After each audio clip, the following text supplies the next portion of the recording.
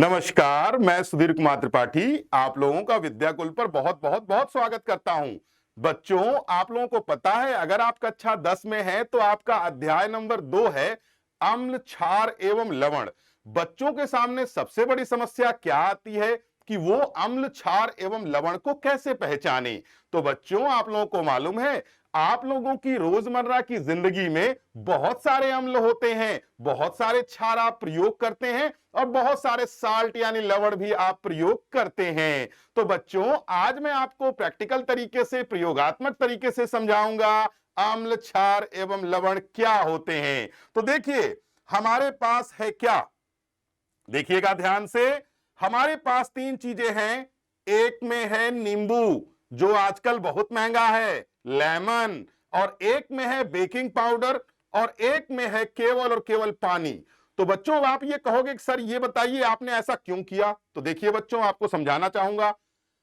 जो नींबू होता है उसमें होता है एसिड। कौन सा एसिड? Citric acid. और बच्चों, ये है आपके सामने बेकिंग पाउडर और ये है आपके सामने पानी। और बच्चों, हम इसमें मिलाएंगे नमक। हम इसमें क्या मिलाएंगे बच्चों?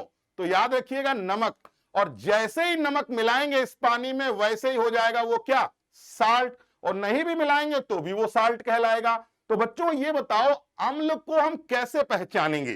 तो चलिए, किसी ने कहा है अम्ल को पहचानना है तो उसका टेस्ट ले लीजिए। तो देखते हैं कैसा टेस्ट है इसका।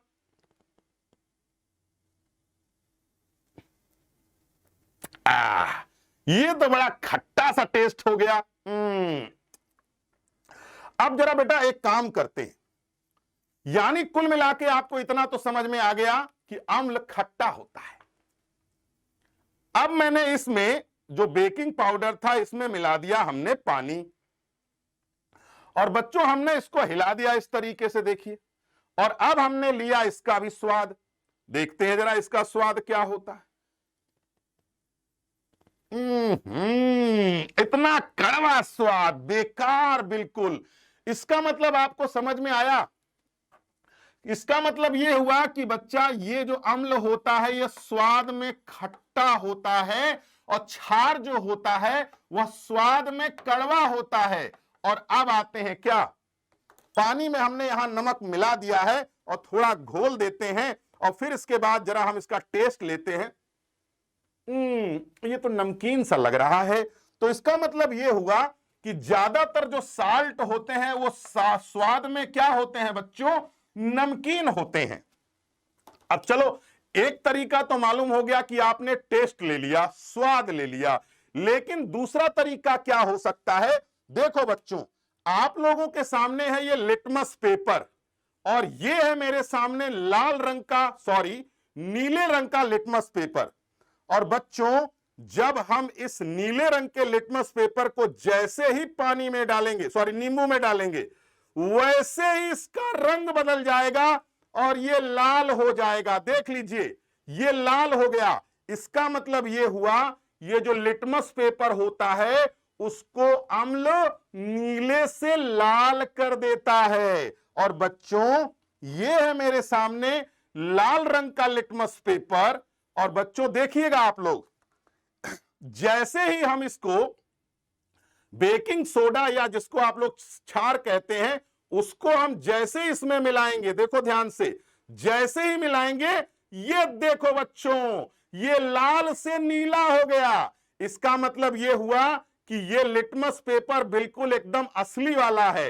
असली वाला लिटमस पेपर है बेटा, ध्यान रखना। और सुनो, ये है आपके सामने साल्ट, यानी जिसको आप नमक कहते हैं, इसमें मिलाइए, देखिए कोई फर्क नहीं पड़ेगा, क्योंकि आपको मालूम होना चाहिए साल्ट में लिटमस पेपर पर कोई प्रभाव नहीं पड़ता। तो बच्चों, आपने क्या सीखा?